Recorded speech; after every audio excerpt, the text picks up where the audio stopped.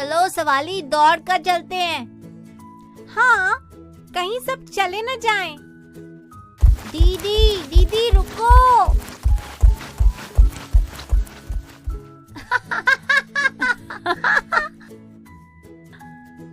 अरे बच्चों, आराम से आ जाओ, हम तुम्हारे बिना पिकनिक पर नहीं जाते। उफ दीदी, मेरा गला सूख रहा है। ये थोड़ा पानी पी लो। तुम लोग दौड़ कर आए हो ना, इसलिए ऐसा हो रहा है। हाँ ठीक है। देखा पानी का कमाल। सोचो, अगर तुम्हें अभी पानी न मिलता तो क्या होता। दीदी, पूरी पिकनिक पर थकान रहती। बच्चों, पानी ही हमारे शरीर के तापमान को नियंत्रित यानी काबू में रखता है। तभी तो गर्मी लगने पर हम बार बार पानी पीते हैं। सच ही कहा दीदी आपने। पानी तो बड़ा उपयोगी है, हर काम में इस्तेमाल होता है। जैसे खाना पकाने में, साफ सफाई करने में, नहाने में, बर्तन और कपड़े धोने आदि में। हाँ दीदी, खेतों की सिंचाई भी तो पानी से ही होती है। और वो देखो,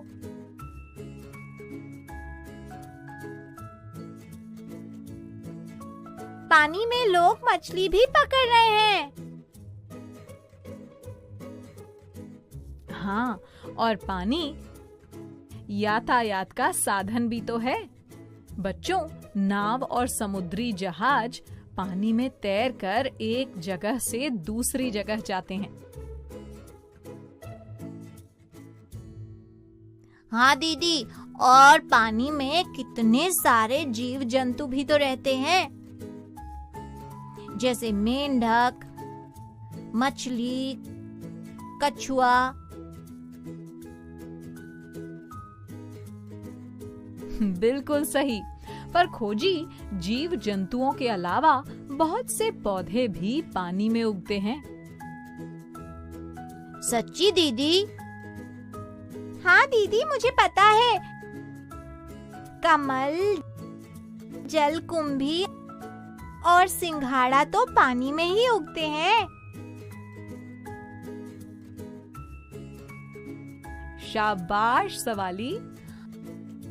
हाँ, और हम तो पानी में खेलते भी हैं।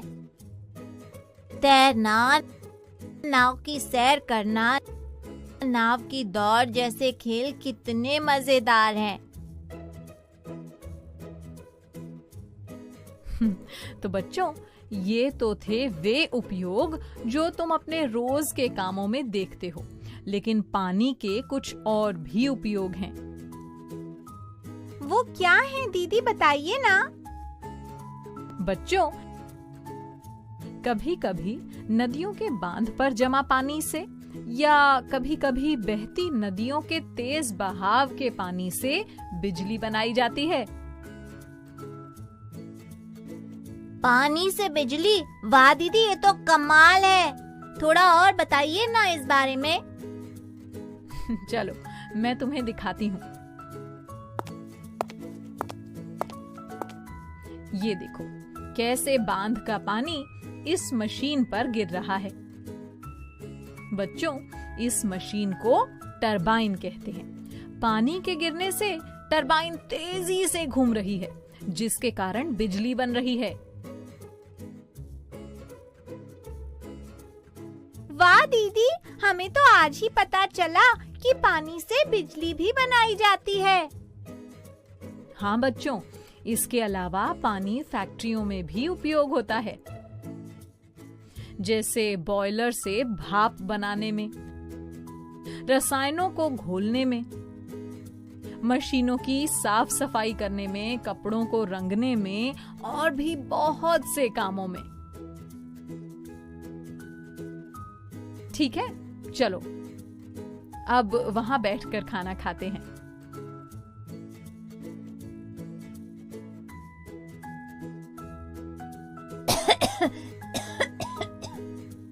अरे ये लो, पानी पी लो।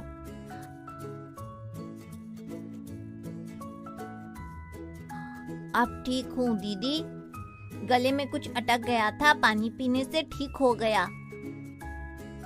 बच्चों, तुम्हें पता है, पानी हमारे शरीर में भोजन और भोजन के पोषक तत्वों को एक अंग से दूसरे अंग में पहुंचाता है।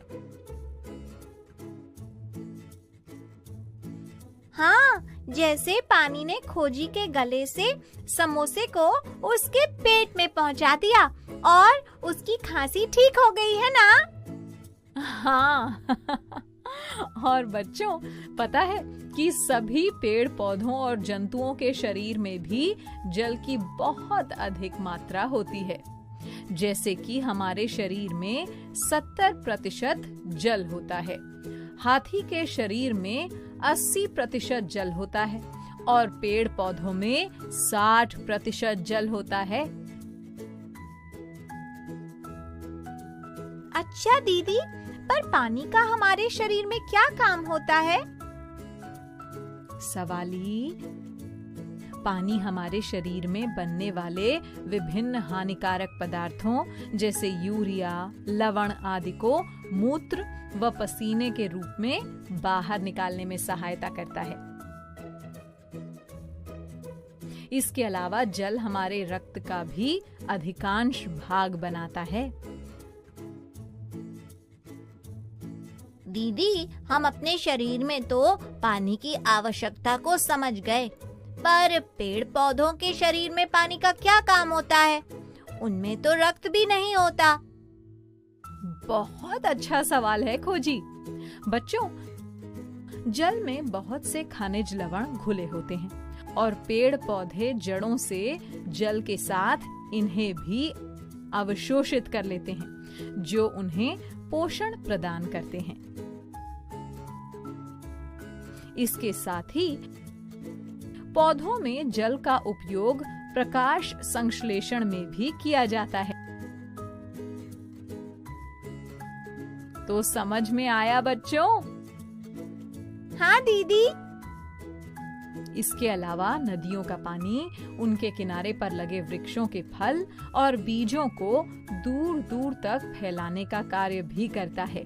इस प्रक्रिया को प्रकीर्णन कहते हैं। अच्छा दीदी, तभी नदी के किनारे बहुत से पेड़ लगे होते हैं। अरे वाह दीदी, आज तो हमें पानी के बारे में बहुत सी नई नई बातें जानने को मिली। अच्छा बच्चों, तो अब वापस चलते हैं। चलते चलते तुम मेरे कुछ प्रश्नों के उत्तर दो। तो बताओ, हमारे शरीर का लगभग कितना भाग पानी से बना होता है? दीदी, ये तो मुझे पता है। 70% दीदी। अच्छा बताओ, पौधों में जल का क्या काम होता है? दीदी, जल में बहुत से खनिज और लवण घुले होते हैं और पेड़ पौधे जड़ों से जल के साथ इन्हें भी अवशोषित कर लेते हैं, जो उन्हें पोषण प्रदान करते हैं। और दीदी, पौधों में जल प्रकाश संश्लेषण में भी काम आता है। अरे वाह बच्चों, तुम तो सब समझ गए।